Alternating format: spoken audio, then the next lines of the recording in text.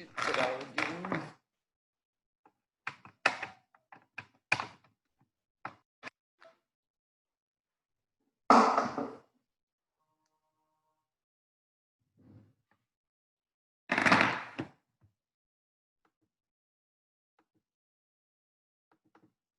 Boa noite, pessoal. Boa noite. Chegando, 5 participantes.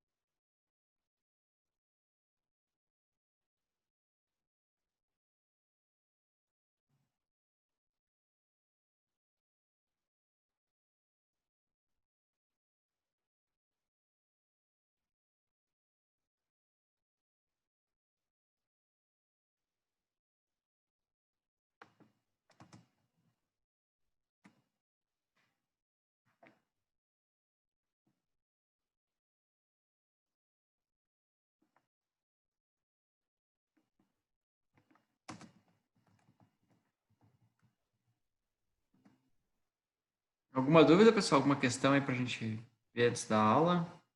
Agora que eu vi que o Paulo botou aqui.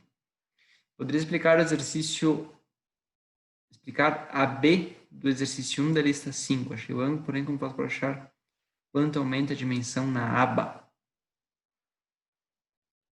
Vamos dar uma olhada. Estou procurando um vídeo aqui para mostrar para vocês.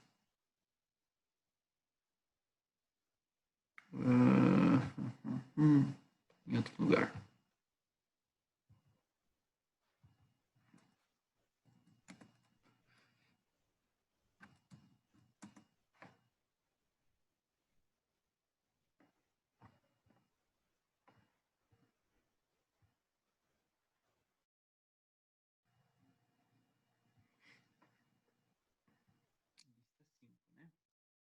Perdão.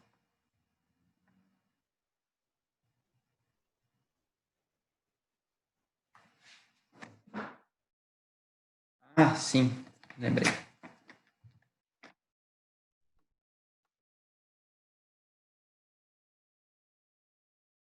Então, pessoal, a ideia qual que é?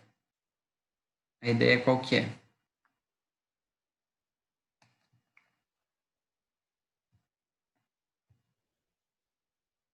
Um pouquinho. Agora vai.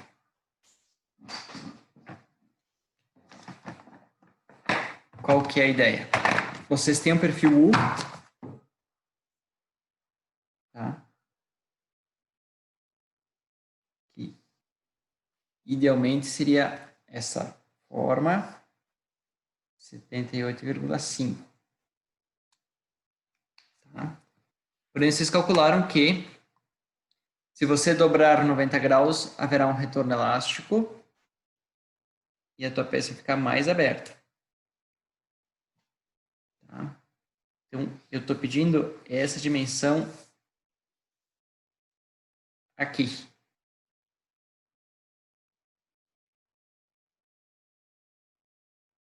Tá? Então, como é que a gente chega a essa... Torto aqui, meu risco.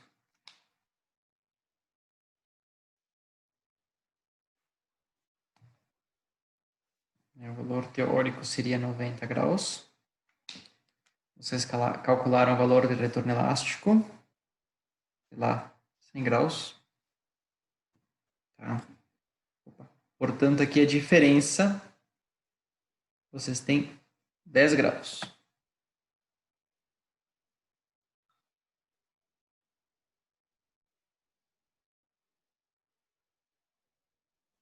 E eu estou querendo saber essa dimensão, vou chamar de Azinho aqui. Tá? E aqui tu tem a aba.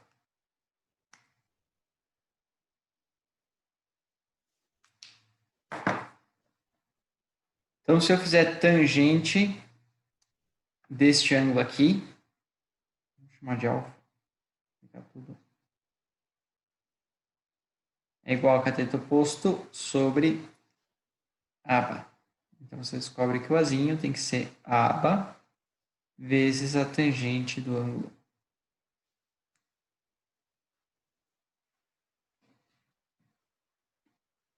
Então, se você vai ter então a dimensão em vermelho, vamos chamar aqui de, sei lá, de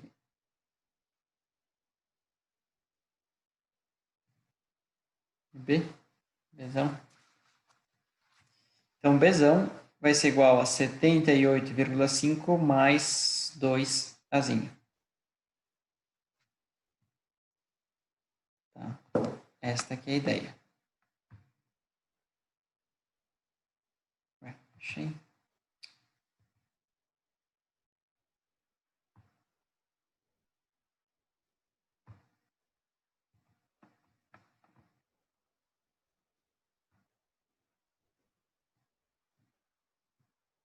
Tá, então, aqui é B. Considere que a etapa de dobra não possua nenhum mecanismo para retornar e não alcance o ângulo maior que 90. Então, você vai dobrar 90 graus.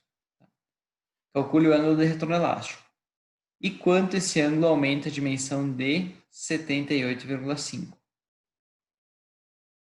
Então, acho que é mais ou menos isso aí. Assim, já dá para entender legal. Porque quando você dobrar, né, o teu punção, a tua ferramenta vai estar desenhada para 78,5. Mas quando você dobrar, a tua aba vai ficar um pouquinho maior, tá? E aqui a dimensão entre as abas aqui vai aumentar, né, esse valor azinho, né? Em teoria, né? Teoria, valor azinho. Na prática, depende do raio, depende de algumas outras questões que aqui eu não estou considerando raio, né? Mas dá para ter uma estimativa bem interessante aí. Aqui é a minha aba, né? 84,25. Está dada ali. Tá? Mais ou menos isso aí. Comprando desdobrado, você já consegue calcular ele, tá? Eu não sei se a fórmula que eu tenho aqui, se é aquela já nova ou não. Eu tenho a antiga. Eu tinha que atualizar, mas pode usar essa aqui, não tem problema. Se quiser usar outra também, vai dar uma diferencinha, mas não tem problema. Depois eu corrijo dos dois jeitos. O desdobramento, tá? O ângulo do elástico, a força do dobra U, a gente já calculou tudo isso na aula de dobramento, né? A força de corte, a gente calculou isso na aula de corte, tá? Corte mecânico, e a força de corte da peça. Parcial e final, né? Porque no final você tem uns 40 aqui, né? Você vai cortar. 80 milímetros. O punção de corte tal, possui um comprimento, verifique sua segurança de flambagem também. A gente viu alguma coisinha, tem as fórmulas, aí, enfim, é só aplicação. Tá? Hoje a gente vai aprender a fazer a questão 2. Tá? Logo em seguida a gente vai aprender a fazer a questão 2. Tá? E a questão 3 eu acho que nós não vamos conseguir ver essa aula. Talvez vai ficar para a aula que vem.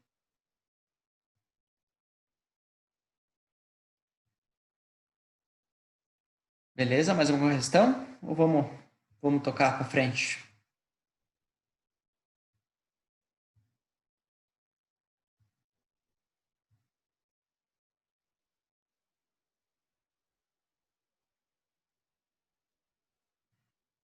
Cabeludo.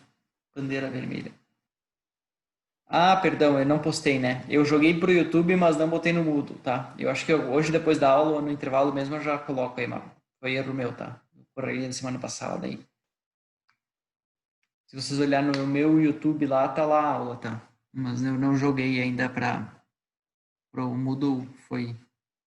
Demora, tem que fazer um clique ali e eu não parei para fazer isso aí ainda. Vocês também, eu tô devendo a nota de grau A ainda para elementos e eu ia corrigir esse final de semana e não corrigi também. Esqueci de corrigir esse final de semana e separar o horário. Eles sim estão complicados. Nem vem.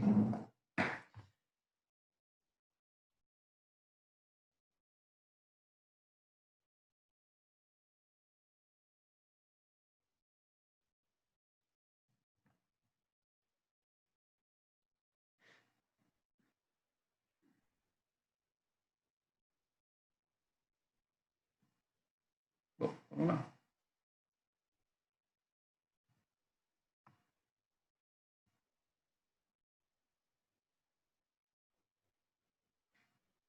Pior que tem aluno de elementos aí, não dá nem para falar muita coisa.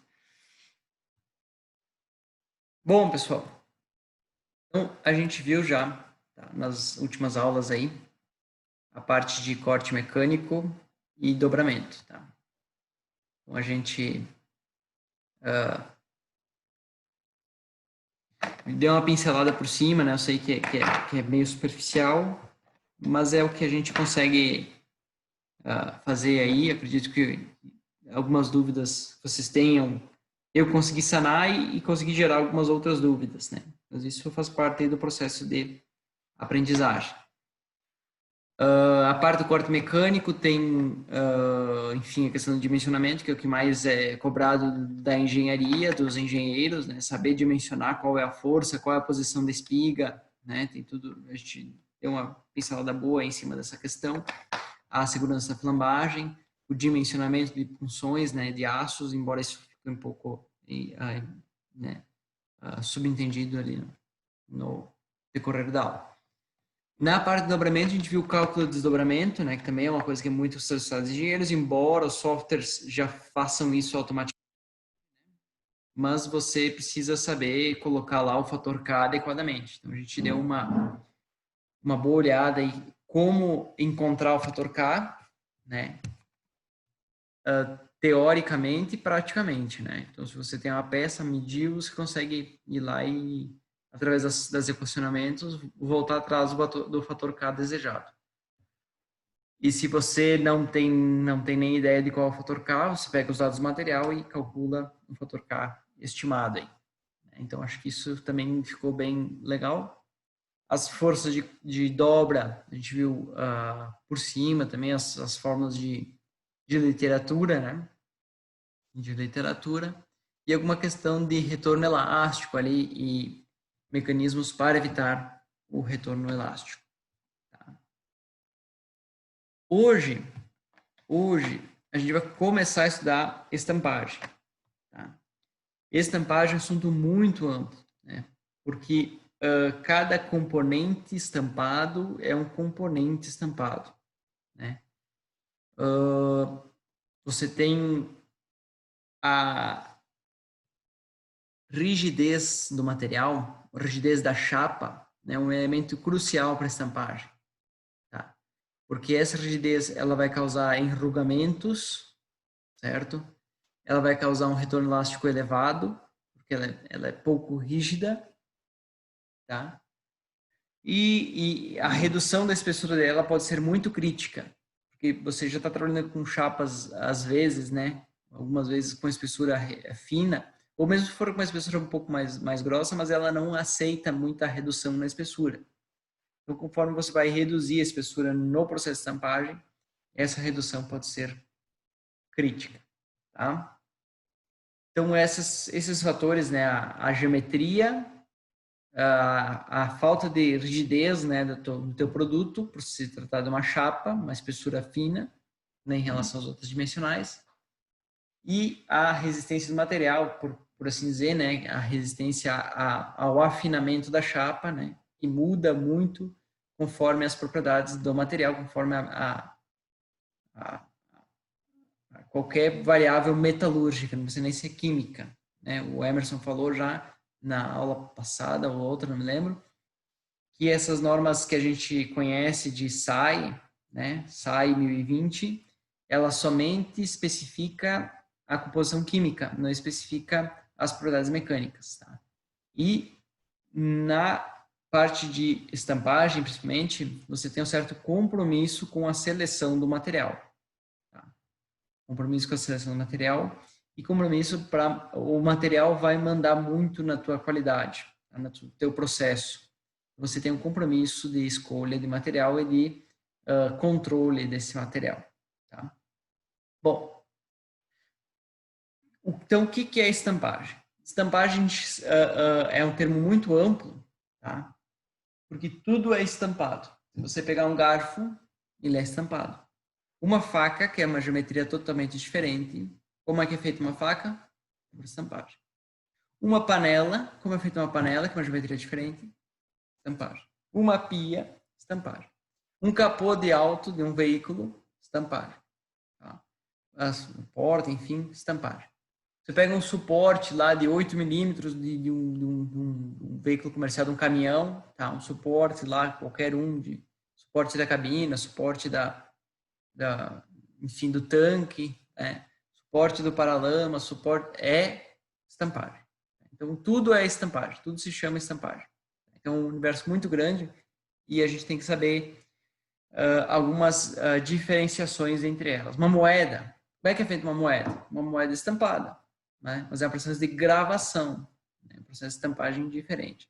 Então, estampagem é um grande campo, tá? E dentro dele a gente começa a separar aí as nossas peculiaridades, tá? A primeira diferenciação que a gente faz é entre estampagem profunda, tá? Também chamada de embutimento, é a mesma coisa, tá? E estiramento. Tá? Então, dentro de todos esses produtos, dentro de todos os processos que a gente chama de estampagem, acontecem esses dois mecanismos. Tá? O embutimento, a estampagem profunda, e o estiramento. Tá? Ah, professor, na minha peça, tem uma peça na empresa que é estampada, né? Embutimento e estiramento é uma mistura dos dois. A parte da peça ela sofre embutimento, parte da peça ela sofre estiramento, parte da peça sofre dobramento, tá? E pode existir também o flangeamento, que é esse que está no cantinho aqui, o C. Certo? Estampagem profunda é caracterizada, tá, pela manutenção da espessura. Você tem uma espessura constante. Você vai transferir, tá, o teu material que é plano para material no formato de um copo, de uma panela, certo? Então você vai embutir a tua chapa numa matriz, por isso que é embutimento, certo? Embutimento. Embutir a tua chapa, transformar a tua chapa num copo, numa panela, né, numa geometria cilíndrica, certo? E para isso você desliza material. Olha só o tamanho do blank inicial, certo? E olha aqui no meio do processo, no final, enfim, você teve uma redução, tá, do diâmetro do blank, certo? Ou do perímetro externo do blank sofreu uma redução. Ora, se o perímetro sofreu uma redução, tá? Você tem ali forças compressivas. Você tem deformações compressivas, forças compressivas. Quando você pega uma chapa fina e aplica uma compressão, ela faz exatamente isso, né? Ela enruga, ela flamba, certo? Então, no processo de estampagem profunda, é isso que acontece. O teu anel externo, né? O teu fibra de material lá externo do blank, ele vai sendo comprimido, vai tendo o perímetro reduzido. Né? Para reduzir o perímetro, ela tem que ser comprimido. Tá?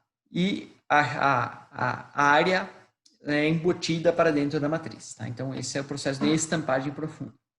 Já o processo de estiramento, olha só o comprimento do blank, o diâmetro do blank inicial, isso é tudo cilíndrico, né? E o diâmetro do blank final. Ele não sofreu alteração. Tá? Existem mecanismos que travam,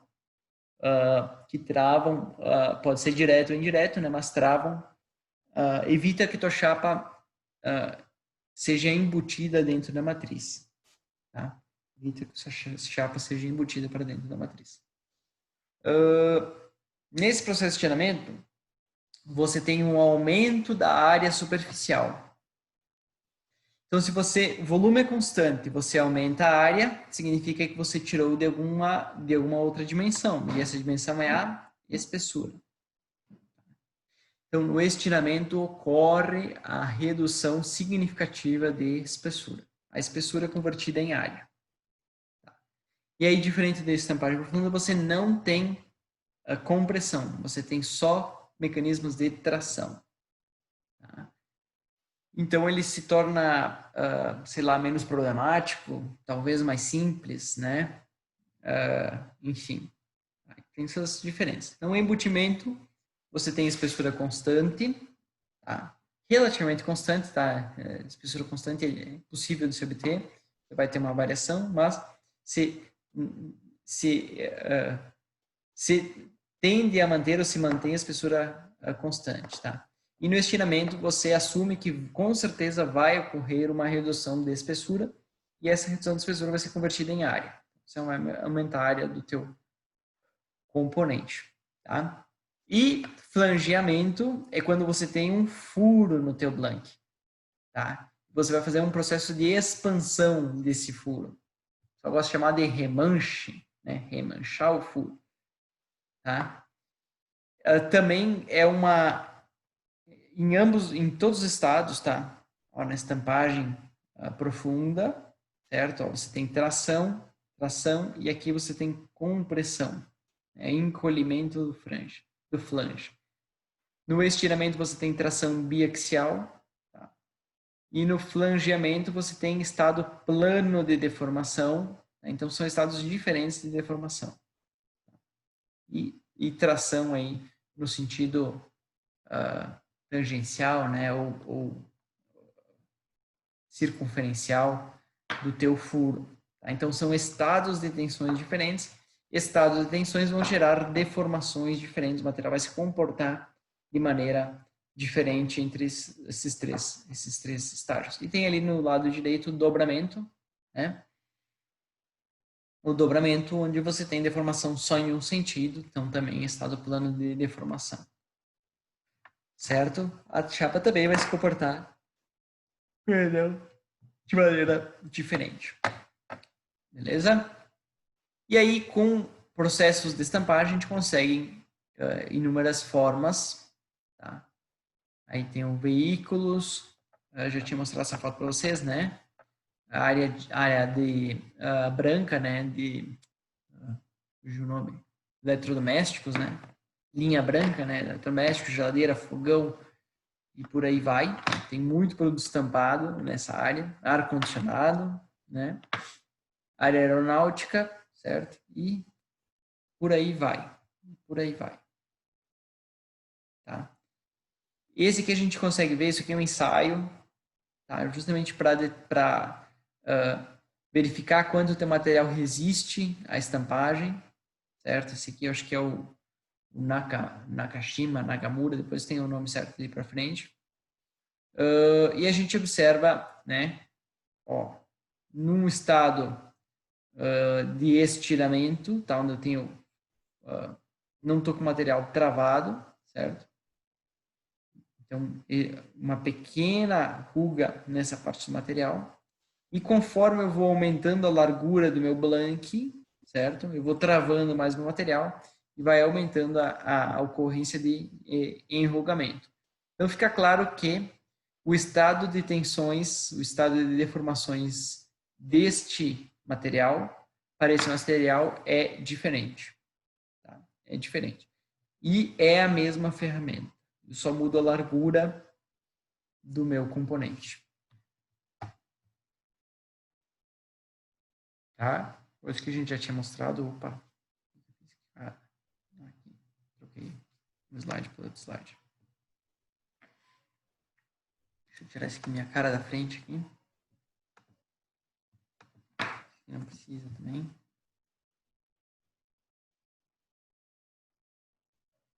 Tá? Propriedade dos materiais. Alta ductilidade para menor número de etapas ou maior deformação. Boa resistência e envelhecimento, isso é, o material não altera suas propriedades com o passar do tempo, tá? Porque normalmente são produtos que já são estampados para uso final, né? Não tem outro processo depois da estampagem. Resistência à corrosão, resistência à fadiga térmica e mecânica, homogeneidade de microestrutura, custo compatível com o uso.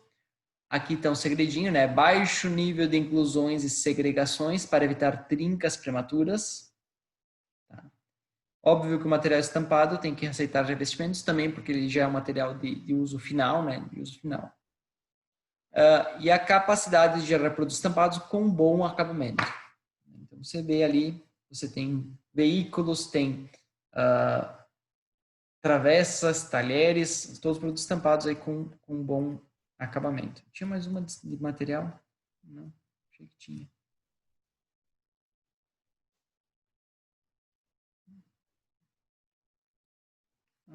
Perdão. Tinha uma que eu tinha feito um tempo atrás, achei que devo ter perdido em volta aí. Mas o que vale é que você tem compromisso da escolha do material. Compromisso para escolher o material adequado. Tá. Deixa eu ver se eu vou direto para cá. Acho até que sim. Anisotropia é outra questão.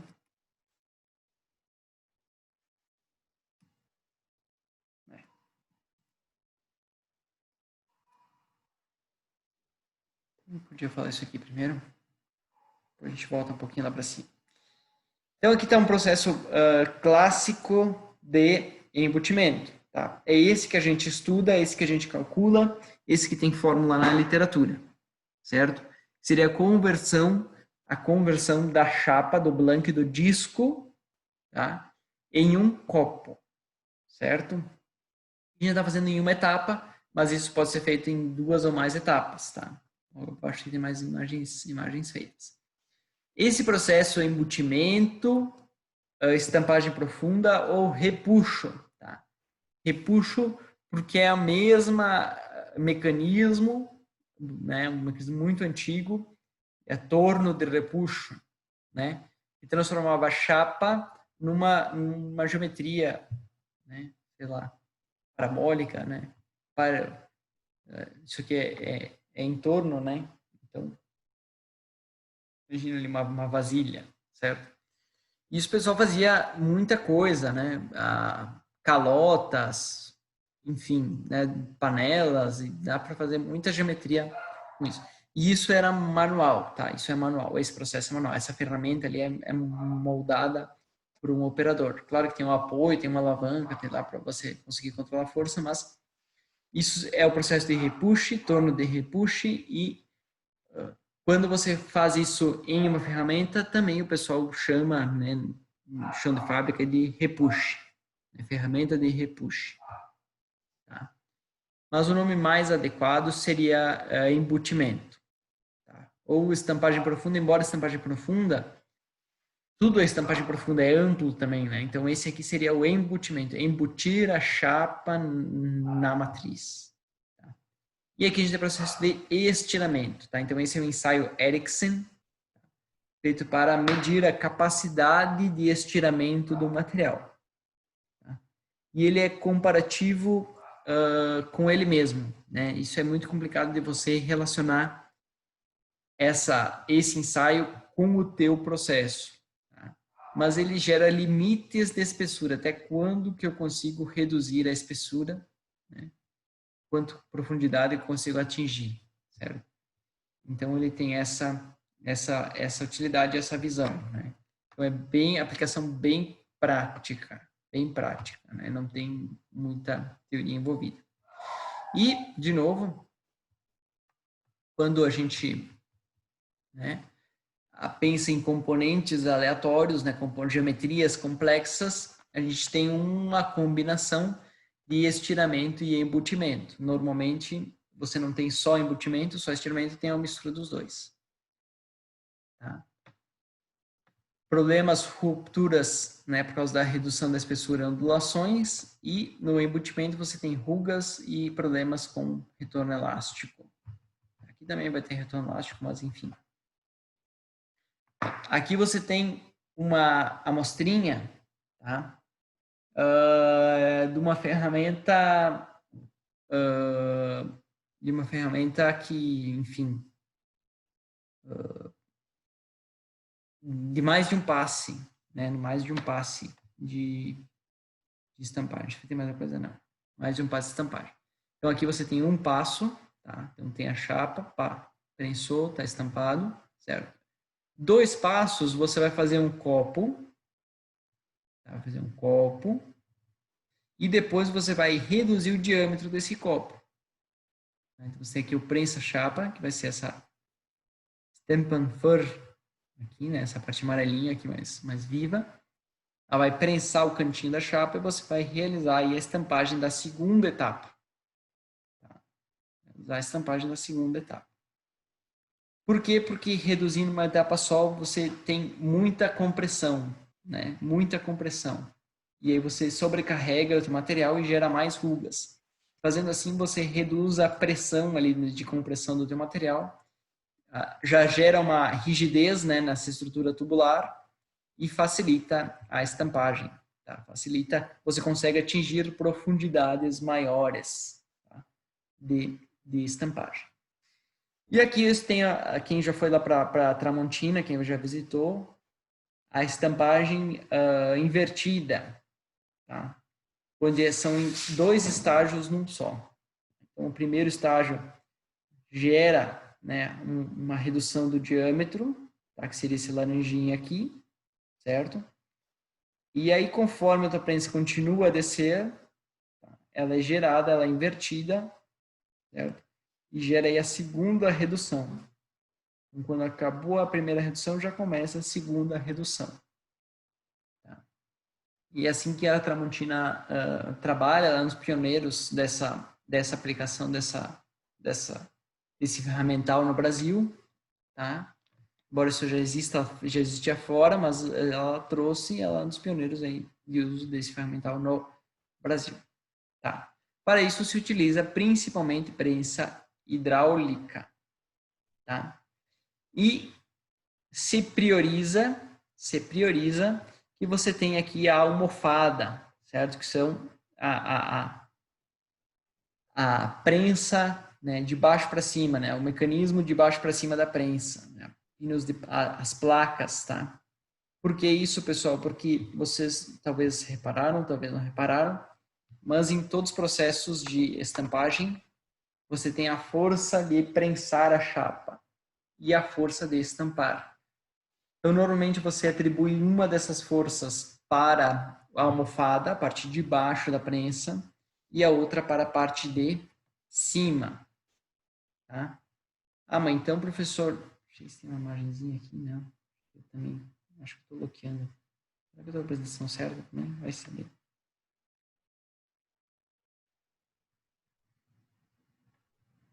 Aqui. Lá no final. Tá? Nem sempre você vai usar a almofada para prensar a chapa, certo? A gente vai calcular, vocês vão ver que em casos, vocês vão ver casos que é possível que ocorra a força de prensar a chapa ser superior à força de estampar. Então, se prioriza a força, o cilindro principal da prensa, que é aquele que está em cima, né? Ele prensa a chapa, tá? E o punção de baixo, ali, almofado, extrator, ele gera a conformação. E essa possui a menor força, certo? Então, a gente vai ver aqui mais umas ferramentas que você... Perdão, pessoal. Que nem sempre, né, se utiliza a parte de baixo ali da prensa para prensar a chapa. Essa parte aqui para prensar a chapa. Tá? É possível realizar em prensa excêntrica, professor? Certo? É possível realizar estampagem em prensa excêntrica. Porém, você precisa do controle de força. E esse controle de força somente a prensa hidráulica vai te fornecer. Tá? A velocidade, ela influencia de forma talvez indireta, né, nas dinâmicas do teu material, certo? Você estampar, você precisa que o material escoe, então você precisa dar tempo, né, para ocorrer esse escoamento do material. Se você acelerar muito o processo, ele vai aumentar o estiramento do teu material. Em vez de ocorrer o deslizamento, certo? Vai ocorrer o estiramento por causa da própria dinâmica da matriz. Eu não sei como explicar isso melhor, né? Mas se você levar uma pancada, você, né, precisa ter esse tempo de escorregamento. E se você provocar um processo mais lento, você tem uma maior facilidade, né, de deslizamento. Tá? Aí, produtos resultantes, vocês devem ter N produtos, tá? N produtos. Aqui tem um, e outro lá embaixo aqui tem outros produtos. Era para estar tudo meio junto, certo? Para-choque, essa aqui eu trabalhei no desenvolvimento, tá? Esse aqui eu ajudei também no desenvolvimento. Esse aqui é o produto que eu trabalhava, estampava essas portas, isso há muito tempo atrás, agora quando já dá voltas, né? Então, a gente, enfim, fazia matriz e estampava e fazia todo depois tapava de massa, né? Tinha bastante massa nesse produto aí. Claro que embora a gente... massa é custo, né? Então, se você conseguir tirar a peça boa da estampagem, é um diferencial competitivo. Tá? Bom, então os processos de estampagem são mais ou menos esses, tá? São mais ou menos esses. Então, na tua peça, você já percebeu, já falei, tá? Tá acabando o tempo de reunião, a gente já pula para a próxima, pessoal. Só vou ter que pegar um carregador, ligar no meu computador, mas é rapidinho. Então, vocês já perceberam que é um processo complexo, tá? E, professor, eu tenho uma peça estampada. Boa sorte, né? Porque tua peça, ela vai ter deformações de todos os tipos. É difícil de você estimar isso olhando a peça, tá? Olhando a peça. Hoje em dia tem elementos finitos, né? Que são amplamente utilizados já, os softwares caros, mas que tem disponível no mercado, enfim. Mas existe a técnica experimental. Tá? Experimental.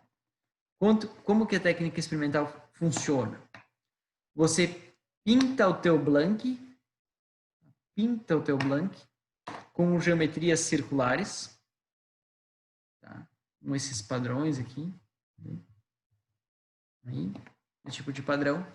Você pinta ele, grava ele eletroquimicamente, certo? E você joga esse componente na prensa.